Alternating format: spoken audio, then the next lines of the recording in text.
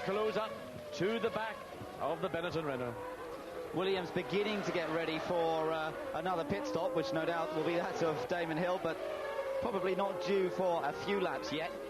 Meanwhile, the rest of this gaggle quite close, and we could see a real change around because Lacey hasn't got much of an advantage over Hakkinen. It was only 1.8 seconds last time around. Let's just see what it is this time around. Bit of traffic playing into that as well. 1.4 seconds. So the gap there, not very much between these three, and the pit stop to make a difference. Damon Hill is out of this year's British Grand Prix. He is off at Copse. He is in the gravel. I don't know what happened.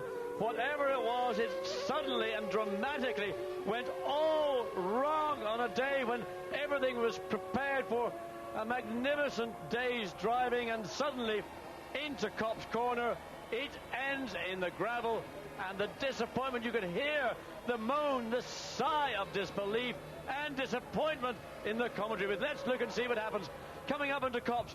Oh, and well, that's very strange. He took an odd line. Looked like, to me, Damon felt something was not quite right. He took a very, very early cut into Copse. That is something a driver does normally when he recognizes that something has changed from the previous laps. Let's see. Oh, look, indeed, there was, whether that's just simply a brake problem, but something clearly went wrong for Damon Hill on the approach. See, maybe he just tried to brake a little bit too late. Maybe one brake grabbed slightly more than the others, but there, look at the shock, the disbelief Patrick had. Frank Williams, Damon acknowledges the applause, the sympathy from the crowd down at Copse Corner.